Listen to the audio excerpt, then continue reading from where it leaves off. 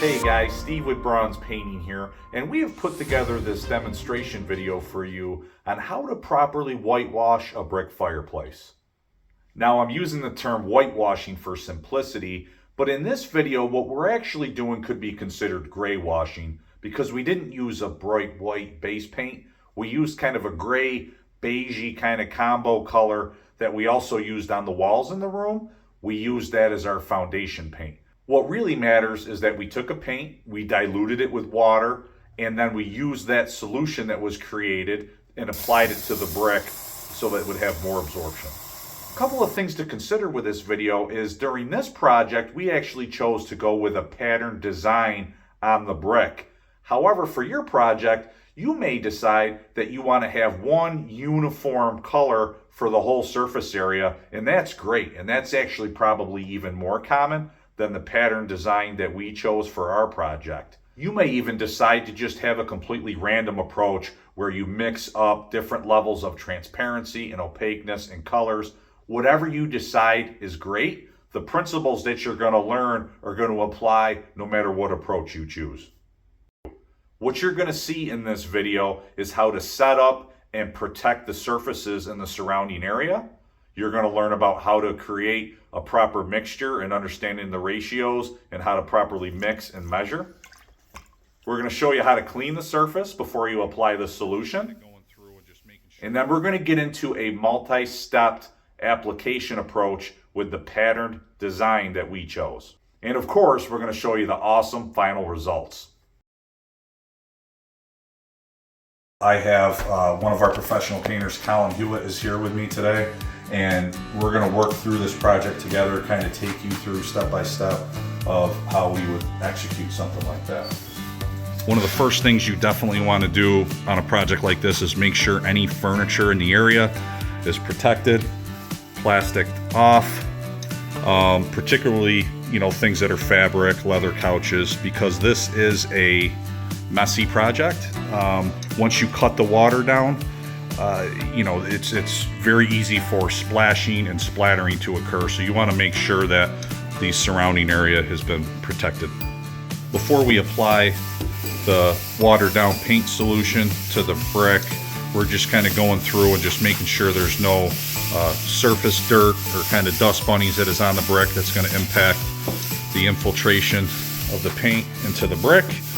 All right, so we got everything protected and prepped. We are now going to start applying some paint to the brick because we have painted the walls in this room Balboa Mist from Benjamin Moore. So what we thought would be a really good idea for this brick is to use that as the base paint. We're going to cut it in half and equal 1 part of water to 1 part paint with the Balboa Mist cut down, and we're going to use that as our base gray wash finish on all of the brick. What we're going to do from there is then add some different dimension, and we're going to create a pattern where every third brick is one will be particularly transparent, the other one will be more opaque, and then we're going to incorporate a second color, Revere Pewter from Benjamin Moore, that was used on an accent wall in the house underneath a chair rail. We're going to incorporate that every third brick to add a little bit more dimension and just a nice pattern and design to this brick. Because once you have the process down and once you make your mixture, you don't need really a great deal of skill to be able to apply the paint. You're able to just kind of use the brush and just fly away and put on this watered down paint solution. It isn't until you get the whole entire brick, the first coat on all the brick, once we get past that point we start incorporating other colors. It'll be a little bit more of a mental task of making sure we're following the pattern that we have designed and carrying it through all the way on the brick. So what's really important when you are making your solution, your gray wash solution, is you need to measure properly. You don't want to start with a solution and then find out you only had enough to get halfway through and you didn't have very clearly measured solution as far as how many parts water to paint. You don't want to have the brick halfway done and then you ended up making some completely different solution that might be 3 parts water to paint or vice versa, and now you have inconsistent absorption on the brick. What we like to use are the plastic measuring buckets. You can get them from, the Lowe's or the Home Depots of the world. Typically they're a few dollars a bucket and they're clearly marked in ounces. We typically will put in the paint first, up to 24 ounces of paint, and then we're going to add 24 ounces of water on top, clearly marked at 48 ounces, intermix our solution, and then go to work. And we always like to make sure that we have another bucket on hand, so if we do run out, we know that we can recreate that exact solution with a fresh bucket, 1 part water to 1 part paint, and we're going to have consistency all the way through the project. Hey guys, just wanted to interject real quick here into the video because you're going to hear me talking about 1 part paint to 1 part water. That is my favorite ratio and what I think gives a really great level of transparency to start as the foundation coat. And if you want a uniformed approach, that would honestly, in a lot of cases, be the only thing you needed to do was apply 1 coat of 1 part paint to 1 part water over the whole surface and it will look outstanding. However, if you prefer a more transparent look, like this right here, well then you can simply water down the paint even more. If I had to guess, that photo probably was cut either 2 or 3 parts water to 1 part of paint to make it even more of a transparent solution. Feel free to experiment. Of course, you could cut it with more paint versus water, and then you'll get a more opaque look like this right here. So whatever suits your fancy, go after it, do some experimenting either on a piece of sample brick or find an inconspicuous section of your fireplace. You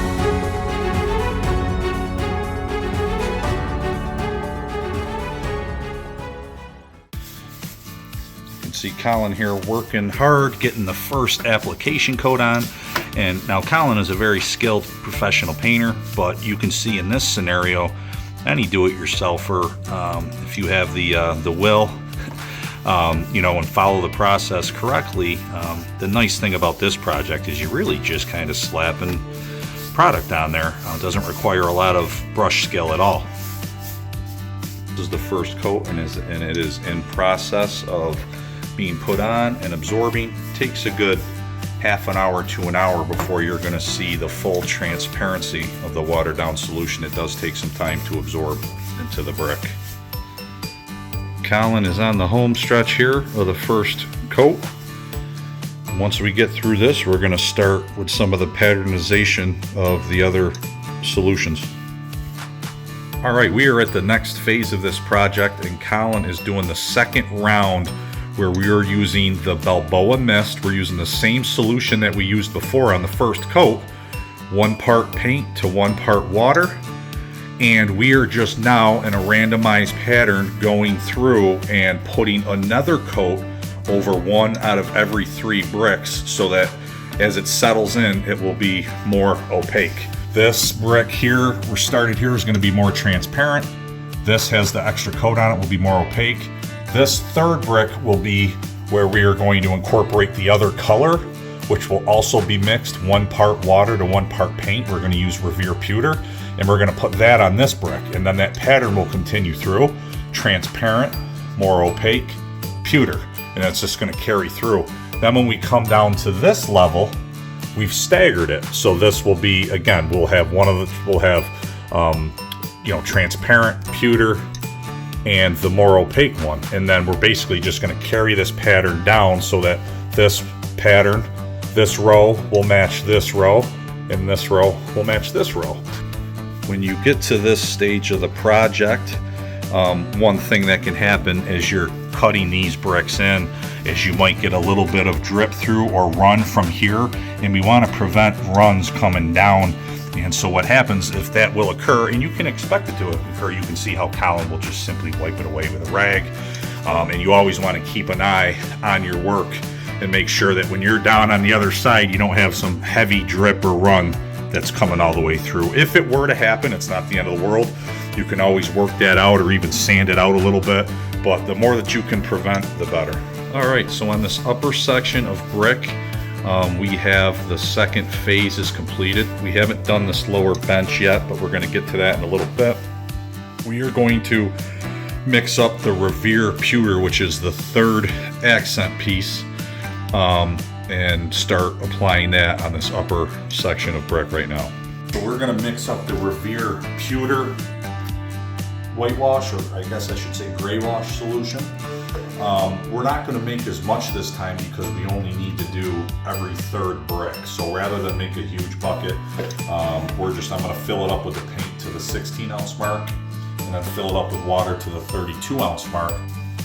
Colin is off and running with this third color element. So we have the initial coat of Balboa mist that was put in 1 part water to 1 part paint. Then we went ahead through this whole unit, and 1 out of every 3 bricks got double coated. And then now the last phase here is Colin is putting the Revere Pewter solution, also mixed 1 part paint to 1 part water, and we are putting that on, again, 1 out of every 3 bricks. All right, so Colin is underway. We are doing the final touches to this fireplace, and we've made the decision with this surrounding kind of brick to further accentuate that by adding another coat of the original solution, which is the Balboa mist, basically just to make it a little bit more opaque, a little bit more kind of white, gray, and really just to kind of define that edge a little bit more, make the fireplace stand out. And then as you back away, I think it's really going to help make the surrounding pattern that we did on all the other bricks stand out even more.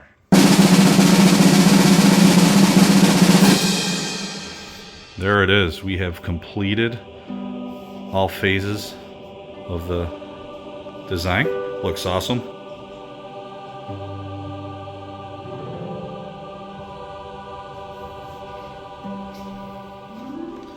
I hope you enjoyed the video, and don't forget to follow us on social media and subscribe to our YouTube page for more paint tips, training, project inspiration, and one-of-a-kind painter comedy.